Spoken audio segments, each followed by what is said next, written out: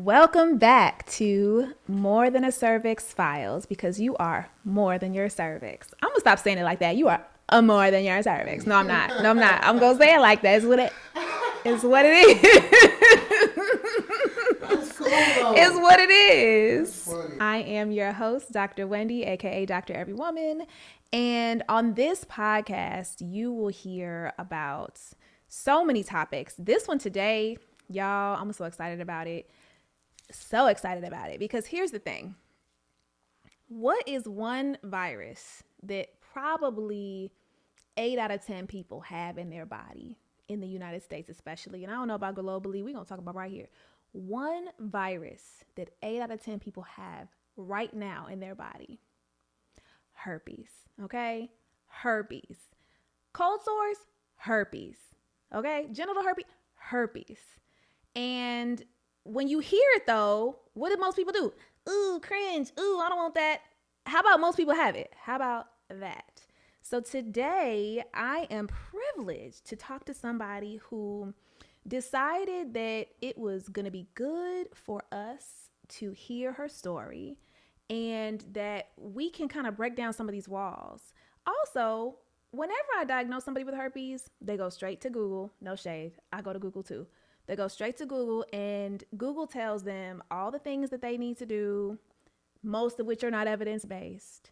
Google gives them all the scary pictures. Google is not helpful in this regard, is my point.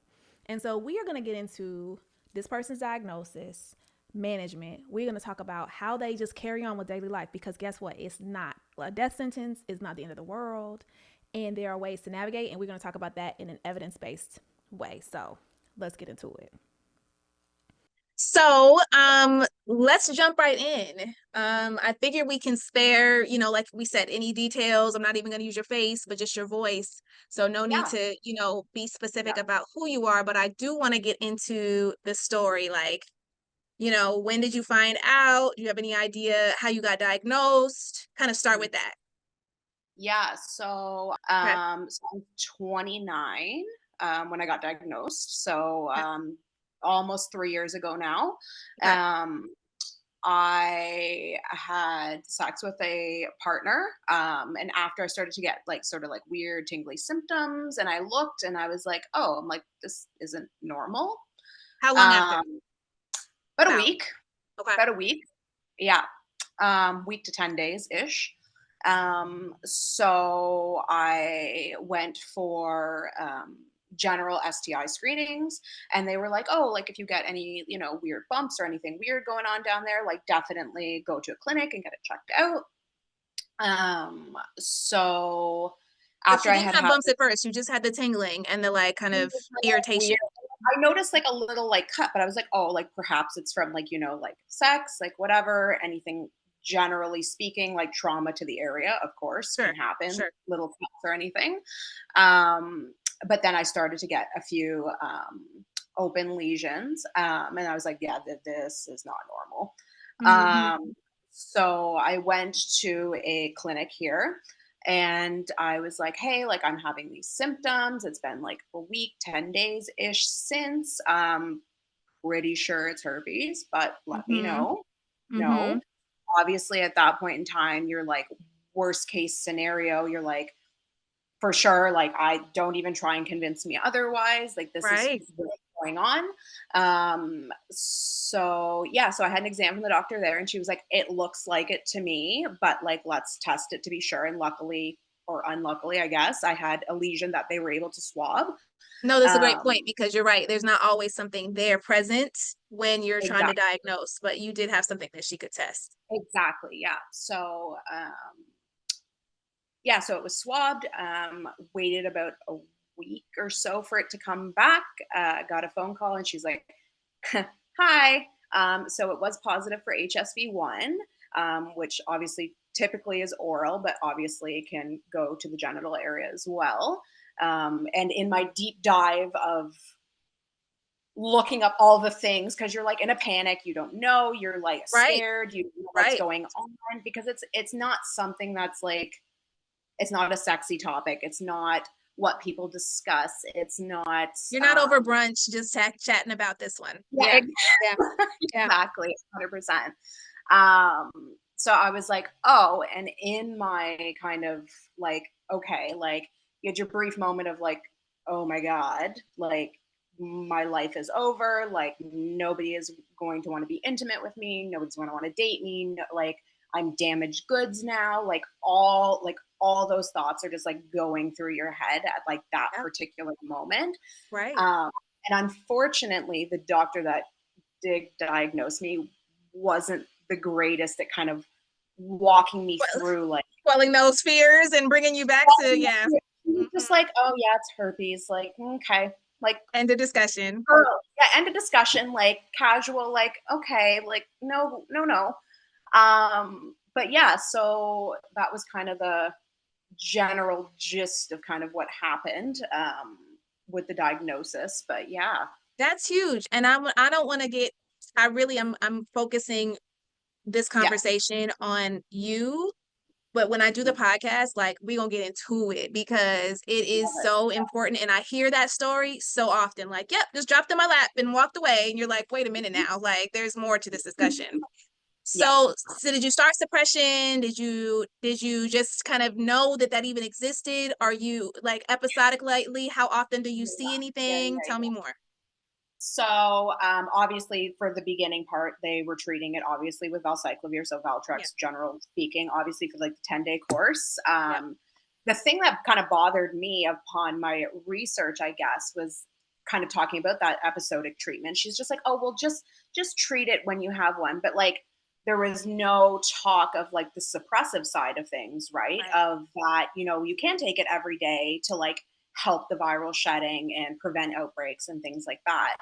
There was no conversation of that. Luckily, after the fact, I found a doctor that was like, "Oh, girl, no, like here you go, like let's take talk. Take the Valtrex. Let's have a conversation. If you want it every day, go for it. If you don't, that's also okay." So in the beginning, the 10-day general initial course. Beyond that, I've been pretty just managing it episodically, and definitely something obviously that people think when you hear HSV herpes is like I have sores all the time, everywhere, all the time. Like it's never ending, but that's definitely not true. Right. So I've been personally managing episodically. Definitely as time has gone on, it's definitely decreased. I had COVID. I had COVID last year, obviously, which wreaks havoc on your immune system. So I definitely 100%. An outbreak during that. I was super sick for that, but other than that, I've just been managing here and there, but really decreased over time for sure. Like I said, I'm 2.5 years into it, and I've had maybe 8 outbreaks in the 2.5 years. Not bad. Not bad. And what is your understanding, or did anybody share with you, like, I don't know if you ever want kids or that, did anybody break that down to you, like what that could look like in the future? No, because again, the doctor was just like, oh, yeah, it's probably herpes. Here you go. And I mean, me personally, I likely won't have children anyways as a personal preference. But knowing what I know now of like, there's so many people out there that have HSV, like either 1 or 2 genitally, and have perfectly fine natural births, like vaginally. So just with suppressive therapy leading up to delivery, right? So yes, you know more than 98% of these people out here. Let me just say that. So kudos to you. Okay, I love it. You go on a deep dive, like when you're faced with something that faces so much stigma and is so misunderstood, even by the medical community. I kind of feel I agree. Until you're living with it and you have to like, this is my new reality, like you go on a deep dive of all the things, right? So let's talk about that deep dive. And I want to come back to the stigma, but let's talk about that deep dive, because I also feel like the number of comments I get under my social media of somebody like such a doctor cured herpes. There is so much misinformation and like predatory information out here. What was your experience in like coming across any of that? Yeah, so 100% of, oh, I have natural herbs that can cure herpes. Link here, etc. Like you said, like there's so many things, and I think kind of going to the predatory thing of like, when you are diagnosed with something, again, that carries so much societal stigma, and like, girl, I'm not even gonna lie, I was depressed for like a couple weeks. Like I was like, I it believe that was there is an not good. emotional association with this 100%. Um, so yeah, it's kind of just like preying on people's like, oh, well, I can cure this, of like, I've been relegated to like, oh, I'm an undesirable of society, and now like here's a way out of it, right? But like, Mm-hmm. unfortunately, because it is a viral virus, like you can't get rid of it. So um it's, yeah, I've definitely seen a lot of comments and posts and like anything relating to HSV. It's like, oh, we can cure this, we can do this, and it's just, it's not like it's not an option, right? Like you can suppress it, you can manage the symptoms, but there's no getting rid of it, right? There's no So complete cure. And that's the thing. And like you said, people will do anything when they feel desperate, right? But then segue into this whole societal stigma. Like talk to me about that, and about like kind of where, not only what you feel if you've seen or heard, or what you think this is where society is, but where do you think society should be in it when it comes to this conversation? yeah, so for me personally, like I said, obviously the beginning was not good, as it is for many people. If you go through the emotional, like, I'm not worthy, I'm not good enough, what did I do to deserve this? I feel you're made to feel dirty, and you're promiscuous, and like all these variety Right. of things, because that's what society has imparted on people of what is related to HSV and herpes. But um and it goes deeper than that too, of obviously like herpes is the brunt of how many jokes in movies and popular culture, 100%. and people like, Mm-hmm. oh, they have herpes, so like whatever, right? Mm-hmm. think I think just the understanding that like it is so common, like it, when you realistically, when you step back from it. The other day, like I was in my office, and one of my coworkers actually had A um, cold sore. on her lip, and that's another kind of thing I want to talk about too. Of like, why do we relegate that as a cold sore and not herpes? Because that's what it is. Because that's what it is. You have it here, I have it there. So Same virus. it's the same virus, but yet I'm stigmatized and you're not. Like the Mm-hmm. imbalance there. But it's just when you really look around, of just like, I was like thinking there, I'm like, oh, I'm like, girl, you have herpes. So Look do at I. that. Look Look at at that. So that. do I. Look at that. Why? Mm. But Wow. people don't put, like I said, the connotation to it of just like, cold sores are herpes, right? And unfortunately, now, obviously, with the prevalence of like oral sex and unprotected oral sex, it's spreading from mouth to genital region. And obviously, a lot of cases now of genital herpes are HSV1, right? So um, I think realistically, just looking at it, of people, and people that have cold sores, or people that have genital herpes or otherwise, and you may go your whole life and not even know you carry the virus, right? So Do you think the just person that you got it from knew they had it? no. No, I had the good person, the good point of the person that I got it from. We still have an okay relationship, so it was a whole conversation of that, of just like, they had no symptoms, so obviously asymptomatic shedding. I'm assuming orally, because obviously oral HSV1 sheds more often than genital HSV1. So um, but yeah, no, I fully believe that they were just unaware, and that's Yeah. the reality of it. Is a lot of people are unaware, right? Because STI panels don't screen for it. You are literally And dropping pearls. Like, I need you to know that you are dropping so many pearls, pearl after good, pearl after pearl on this. Oh, this is going to be impactful, truly. It's a conversation that's had in the dark, right? it it Or is just in my office, just behind closed doors. It's like, no, this is so common. Like, so know that so so people so. know that you're not alone. Like, a person in this place is not alone. You know what I mean? And you feel so alone when you're first diagnosed, because you just go through the like, what did I do to deserve this? I'm dirty, nobody's going to date me, nobody's going to want to have sex with me, like all those things run through your head. And like, when you, like I said, take a step back and like look at the broader thing of like, how many of your friends, your colleagues, your like anybody has a cold sore or otherwise, you know. And again, I had a conversation with another coworker about something completely random. She's like, oh, I have it too, like genitally. I was like, oh, Well, there we are. the more you know, there we are, right? No, So the more you yeah. know. Yeah, because on Yeah. the one hand, you want it to be really, you don't want it to be stigmatized. You don't want it to be something that feels so like hush hush. But also, it's like, okay, how often do we walk around and talk about our like vagina like at the water cooler? Like we probably don't. But simultaneously, like you said, a cold sore doesn't carry the connotation that No. people seem to have, with genital herpes, but it's so livable. It's so, and then I'm not going to get into it too much because, like I said, I want to be conscious of your time. What else do you want to say? What else are your thoughts? I feel like there was one more thing, but it's going to come back to me. I know I had like some notes. I was like, obviously that like STI panels, like when Screening you say doesn't look for it. you're tested for everything, it's not everything. Not everything. It's your usual chlamydia, syphilis, HIV, the usuals that you generally screen for. And I'm assuming it's the same there as it is in Canada. It's like HSV is not included unless, like I said, you have an active lesion like I did that you were able to actively swab it. Right. But yeah, I remember what it was. Yeah, and still I want to come back to your things. What does that conversation look like for you and a new potential sexual partner? Yeah, so I've taken a break from dating. Just of my life is just chaos right now. But Sure. I've had 2 partners since I acquired it. Both of them were aware. One already had cold sore, so I was like, "Ah, you're good. Like you're good. everything's We're fine. good. We're good. Everything's fine." Truly. So I guess that's another point too of like if you have HSV1 orally and you have it genital, you can't get it. You already have it. We already have it. Life is good.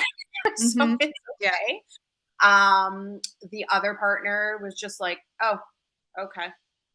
And I mean, perhaps I'm lucky in that because I know not everybody has that experience. And I'm sure at some point, when I'm dating or have other sexual partners, I'm sure that going to be that like, oh, it's fine. Don't worry about it. Right. Like, I think it's layering them with the education of, again, of just, it's not like I'm an open walking sore all the time. It's very infrequent. There are therapies like medications to take that you can suppress like viral shedding, being cognizant of like if any prodrome symptoms, like things like that. Right. So, and so do you have that whole conversation? Like, this is what I have, this is what I was diagnosed with, and this is how I manage it. Like, because to me, even if the potential relationship goes nowhere, I at least imparted that thought, and whether they choose to do anything with that or not and educate themselves further, that's on them. That's not on me. I did what I could do.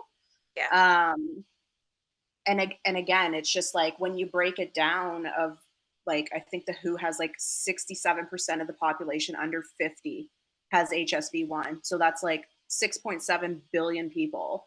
It's more than not, kind of. More than not. And again, because so frequently it's asymptomatic, so you can carry the virus your entire life and not get a sore like orally or genitally. So I think it's just when people use the whole kind of, to go back to the stigma of like, oh, I'm clean, but like, are you? Right. You don't know. And it's actually one of the most benign STIs to have, quite honestly. Like it doesn't do anything. It's a nuisance, but it doesn't actually do anything to you.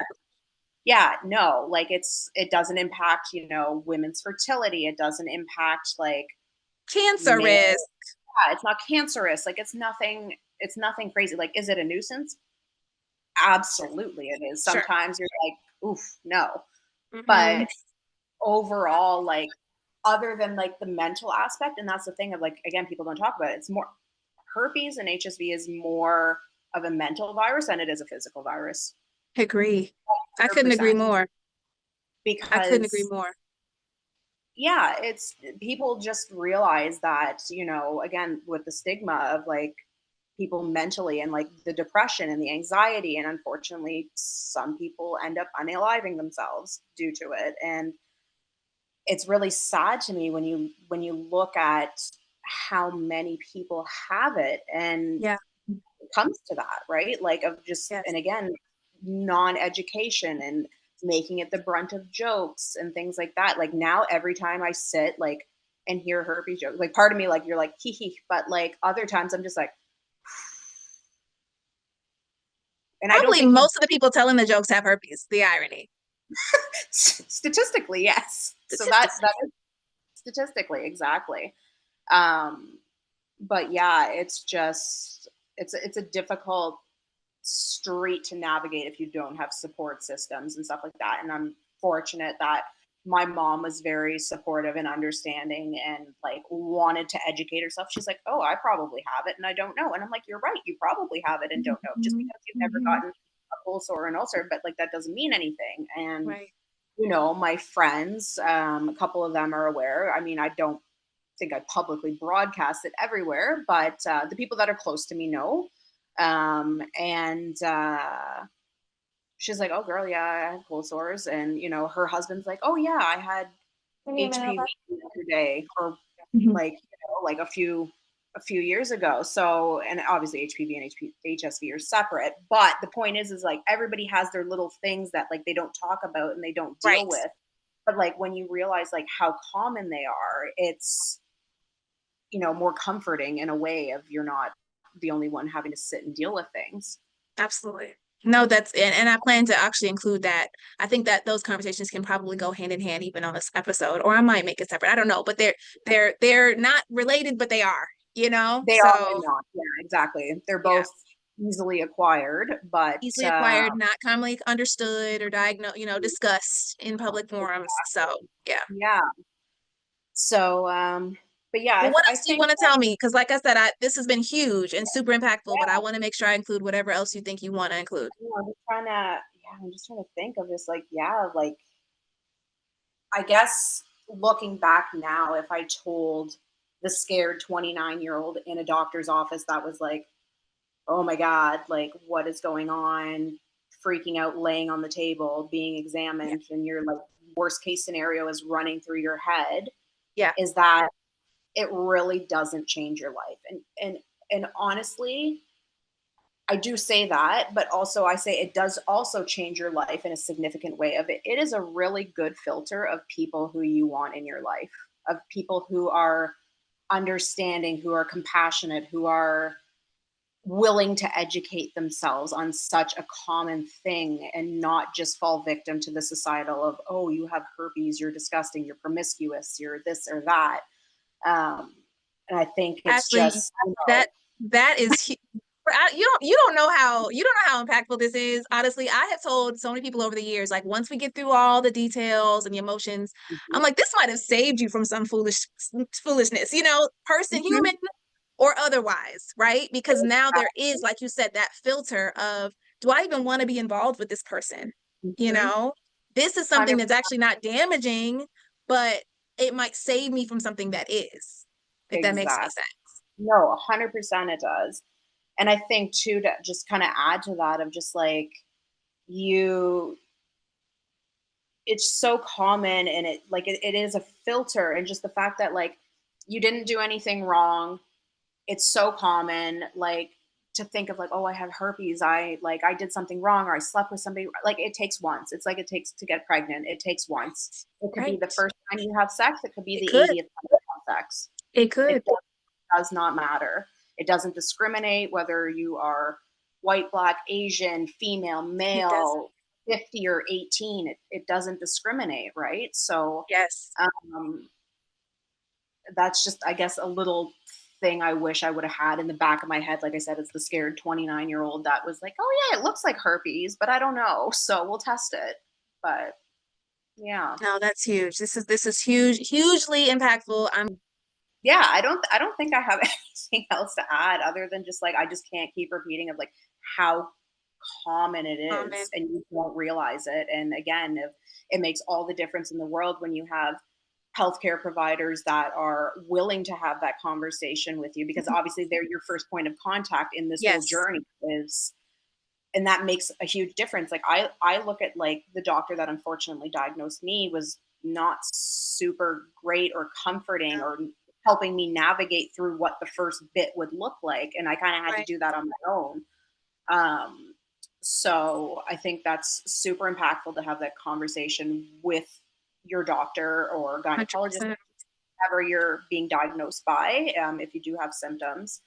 um, but yeah, that's, I guess, all I have to say really about it. But yeah. Thank you. Thank you so much. This is great. I think this is Yeah, going to help so many people. I really believe that. Like this is so important, and everything you said was spot on, and I really appreciate it.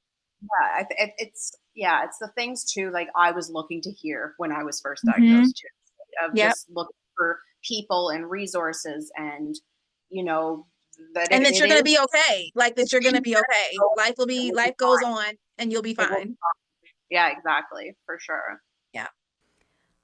What I loved most about that discussion is that this person exists, lives a very healthy and fulfilled life with this diagnosis. I can't tell you how many people I've cared for in this diagnosis. I can't tell you how many people's babies I've delivered, how many marriages I've seen, how many, promotions, how much life travel, how many life experiences. It is literally so common that I just really hope that you've gotten from this not only the management, but also the fact that it is livable, like so livable. And that, yes, it's so often the butt of many jokes, but probably most people joking about it got it too. Like, let's be for real. Tone. The question I have for you is because, like I was telling you when I was coming here, I love the idea of being like, what do you think? Or what have you heard? Right. But I don't know, like, what do you think about that? Like, I know you said dope, you in, but like, to what degree or extent do you feel like about just kind of, I don't know, throwing in a soundbite or a thought? And like, as a man, you know what I mean? I'm with that. Like, About when you hear herpes, what do you think? Like, when you hear that word? the same thing. I guess I can say I'm glad I ain't never had it. Right. But then at the end of the day, it's like, yeah. But I'm real open, so it's like I don't. People through what they go through. It is what it is. So I guess it's a maturity standpoint. It is. It's how you've been brought up. It's the conversations that you have, and it's so taboo in most households.